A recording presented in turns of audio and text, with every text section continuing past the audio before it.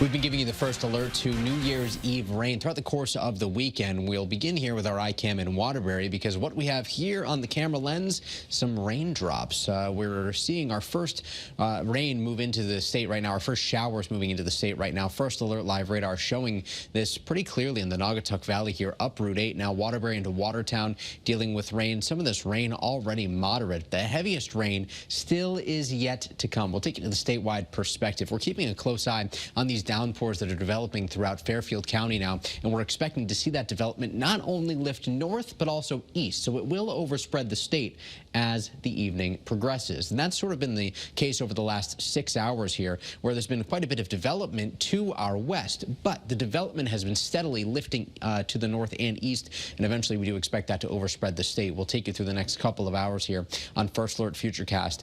Say in 45 minutes from right now, 11 o'clock, we start to see some of that heavier rain in western portions of Connecticut, moving into the 91 corridor and spreading into eastern Connecticut. By midnight, it's pouring just about everywhere. These yellows, oranges, reds indicating how heavy that rain will be. Perhaps even some rumbles of thunder in the mix as this all lifts out of the state in the pre-dawn hours. We do expect some fog, and then tomorrow afternoon we could see the return of some scattered showers, perhaps even some flakes mixing in across the northwest hills, but we don't really expect much in the way of wintry accumulation. No snow really expected to stick. Rain, on the other hand, a ½ inch to an inch by the time all is said and done.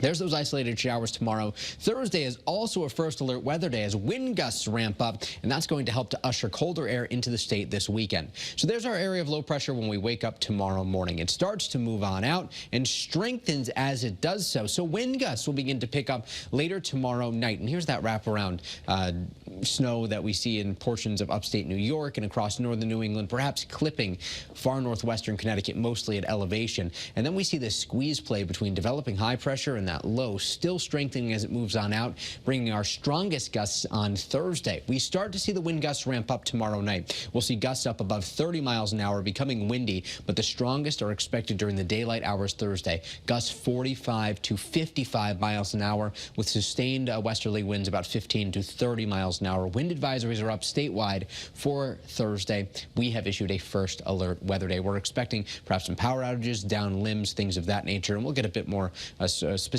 with the amount of power outages we expect as we get a little bit closer in time there.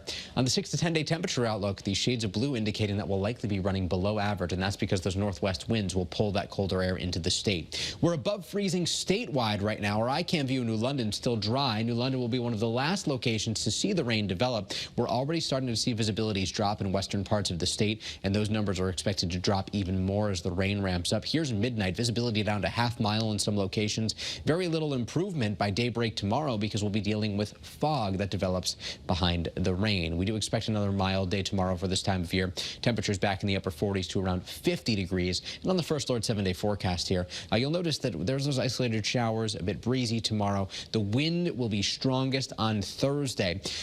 We do expect breezy conditions to last Friday, Saturday, Sunday, and Monday, though, and temperatures will be dropping. We're in the 35 to 40 degree range Friday, lower half of the 30s on Saturday, close to 30 on Sunday. Temperatures this weekend through the overnight hours into the teens, only recovering to the 30s both Monday and Tuesday afternoon, which, Cassidy, is actually pretty close to where we typically would be this time of year, perhaps just seasonably cold this weekend. Thankfully, as the breeze relaxes later this weekend into the start of next week, we're not expecting anything too extreme with wind chills, which will certainly help, but it is going to feel just like January.